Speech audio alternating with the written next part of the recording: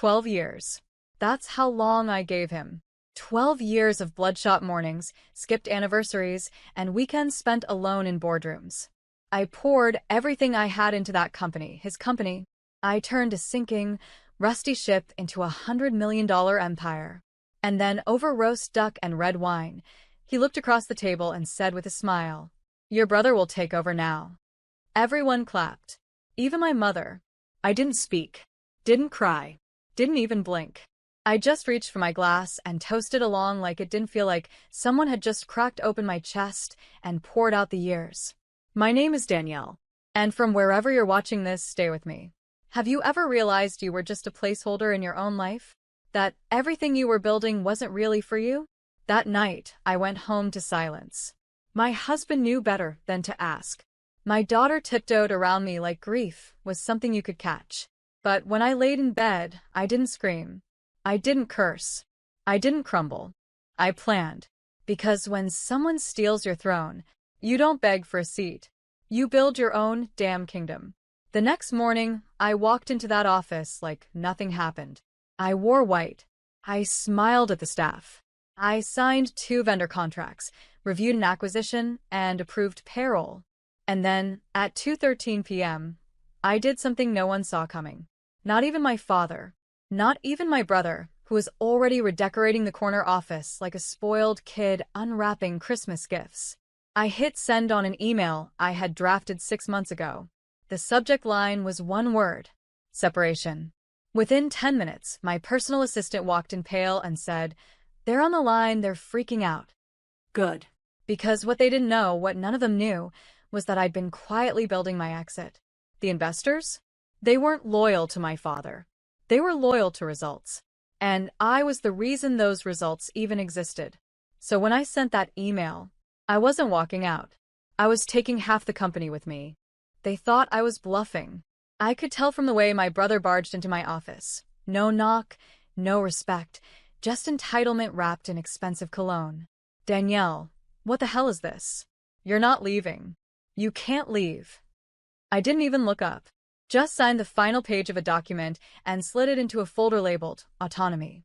"Oh, but I already did," I said. He scoffed like the world still ran on his last name. "Dad won't let you. You owe this company everything." That's when I finally looked up. "No, you owe me. All of you do. I made this company worth something. I was the one in this office at 2 a.m. while you were flying to Ibiza on the company card." He turned red, and I smiled, because for the first time he had no script, no inherited authority, just the raw panic of someone who realized the castle he thought he'd inherited didn't have a foundation. I stood up, walked past him, and entered the main boardroom, where the senior partners were already waiting. These weren't just men in suits. These were the people who had watched me pull this business from the mud and build it into a mountain. They knew. And now, they had a choice. I laid out the documents. Quietly, cleanly. A strategic split. All legal. All airtight. My division, the most profitable arm of the company, would become independent under my name. All the top-performing talent? They were already on board. Because loyalty, unlike legacy, is earned. One of the partners leaned forward. "Does your father know?" I held his gaze. He will when his inbox refreshes. At 3:01 p.m., every stakeholder got the same message.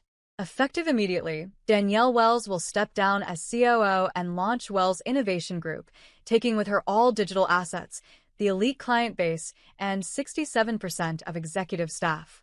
Phones started ringing. Panic buzzed through the walls like a fire alarm.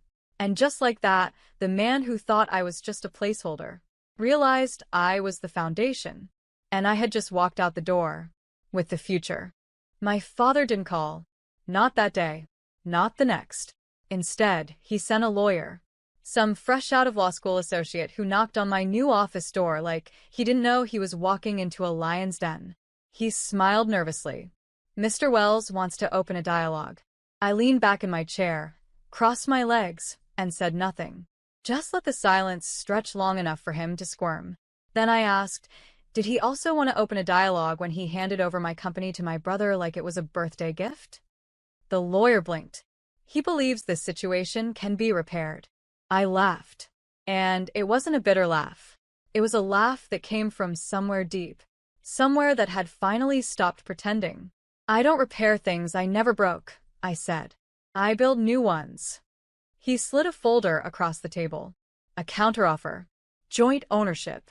50-50 split of the brand. My jaw tightened. He was trying to buy my silence. My absence. My compliance. I didn't touch the folder. Instead, I pushed my laptop across the desk and hit play on a video, surveillance footage from 2 weeks ago. My brother in the office conference room, laughing with 2 junior partners. Danielle? She's just good at cleaning up messes. She's not a visionary. That's what I'll bring. She should be grateful we're keeping her around. The lawyer swallowed hard. Tell your client, I said calmly, that the woman who just cleans up messes is no longer interested in sharing the throne. I walked him to the elevator myself, watched the doors close, then turned to my assistant. Send the announcement. She nodded. 2 minutes later, the news went public. Wells Innovation Group launches with $58 million in client contracts and a female LED vision for the future. It went viral, not because of me, but because women across the country saw themselves in that headline. In the woman who built something, got shoved aside, and chose to build again. And this time, without a ceiling above her, or men who called her grateful for crumbs. The fallout was immediate. By morning, half of their clients had jumped ship. Some out of loyalty, most out of logic. Because I wasn't just a name behind the curtain, I was the reason those contracts existed in the first place. Meanwhile, my brother, Jason, was unraveling in slow motion. He posted a passive-aggressive status on LinkedIn about betrayal from within. Then deleted it. Then posted again, quoting some business guru about vision over ego. I didn't respond. I didn't need to. The market was doing it for me. 3 of our largest tech partners followed me to Wells Innovation Group. I didn't ask them to. They came because they knew what I built, what I protected. They knew I returned their calls at 11 p.m., personally handled launches, and once flew across the country during a blizzard to save a product demo that Jason had forgotten about. He had never been the face of anything, just the heir to someone else's sweat. And now he was realizing that crowns don't come with instructions. My dad finally called. 2 weeks too late. Danielle, he said, his voice tight, you've made your point. I stayed quiet. He sighed. You've humiliated this family. Do you know what people are saying about us? I smiled. Do you know what they're saying about me? Click. I hung up. That night, I found an old photo in a drawer. Me, 12 years younger, standing in front of the building on my first day as COO. I was holding a binder, so heavy it almost covered my nervous smile. I looked like a girl trying to fit into a man's suit. And I had, for 12 years. But now, the suit fit me. Because I'd tailored it myself. I walked out of the office, heels tapping against the marble floors of my new headquarters, and found my daughter waiting outside in her hoodie and headphones. She looked up and said, "They're proud of you, Mom." Who? She shrugged. The women at school. The teachers. Me. All of us. Something in me cracked. But it wasn't pain. It was legacy. Real legacy.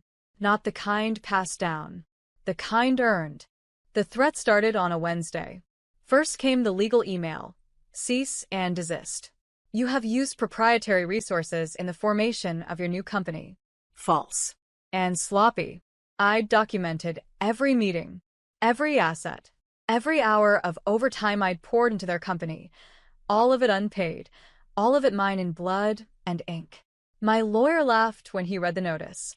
Desperate men send loud emails, he said. Next came the whisper campaign. Suddenly, anonymous industry blogs were publishing hit pieces. Sources say Danielle Wells poached clients unfairly.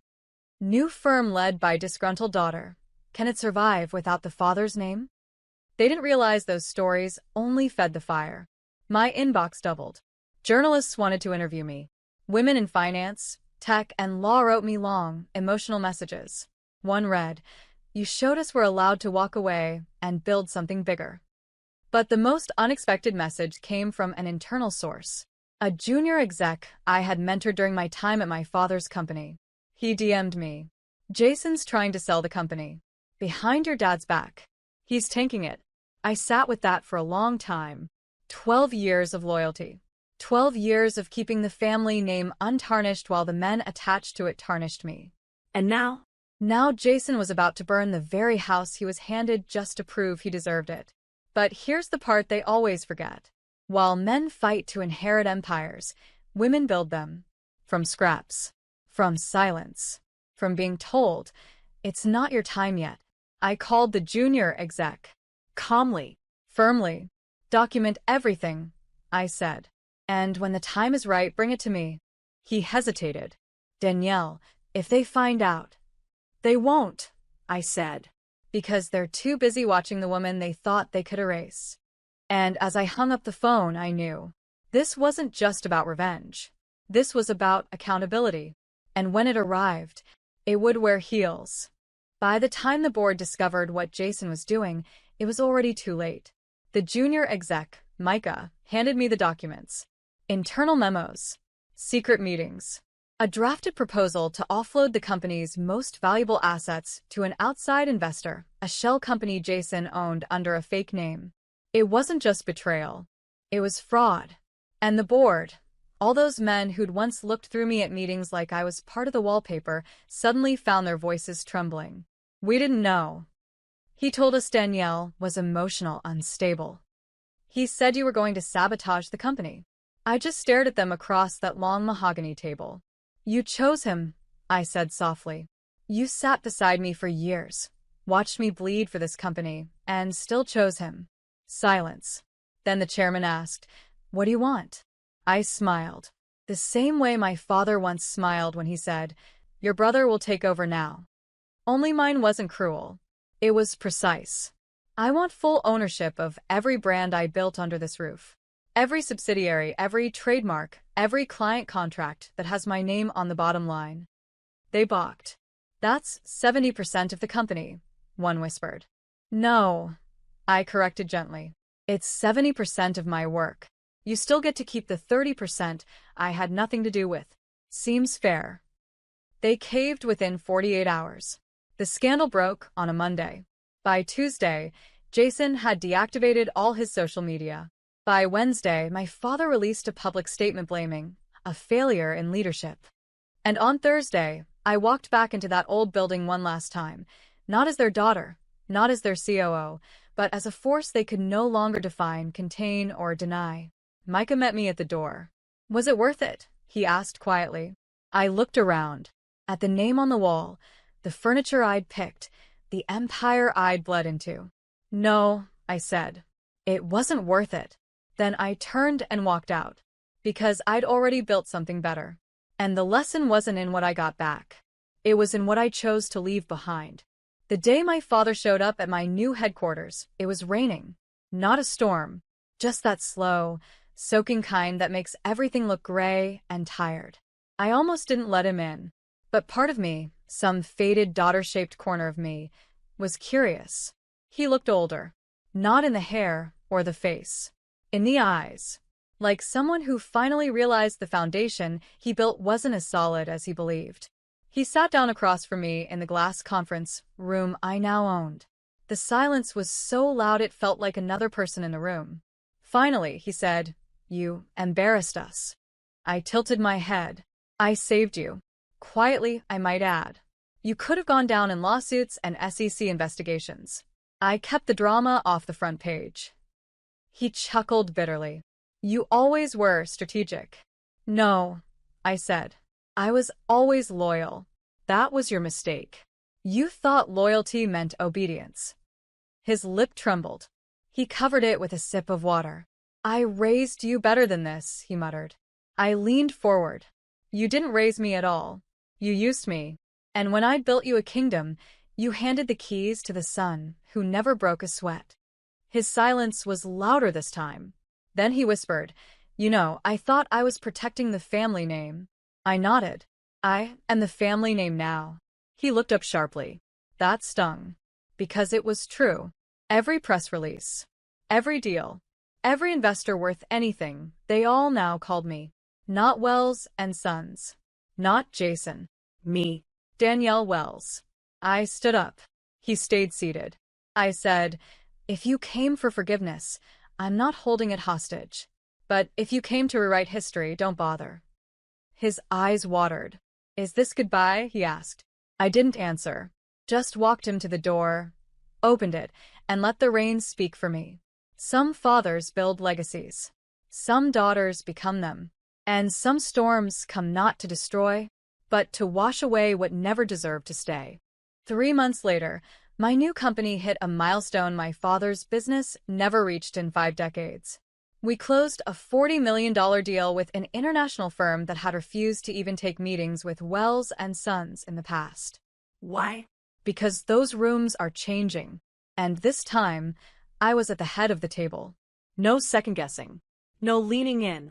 No asking for permission to speak. Just presence. Earned and unshaken. I stood in front of my staff that afternoon, mostly women, mostly people who had been told not yet and not you. And I told them something I wish someone had told me years ago. No one can steal what you've already made your own. The applause felt like closure. But it wasn't until I got home that night, after the champagne and flowers and flashing cameras, that the real ending arrived. On my doorstep sat a gift bag. No name. Just a card inside. To the one who made it without asking for a seat, you built the whole damn table. I recognized the handwriting. Jason. It didn't excuse anything. But maybe, just maybe, he'd learned something too. I lit a fire in the fireplace, curled up beside my daughter, and for the first time in years, I felt peace in my own silence. Because the truth is, I never wanted to take anyone down. I just wanted to be seen. And in the end, it wasn't revenge that gave me that. It was clarity. The kind that comes when you stop begging for the spotlight and realize you are the light.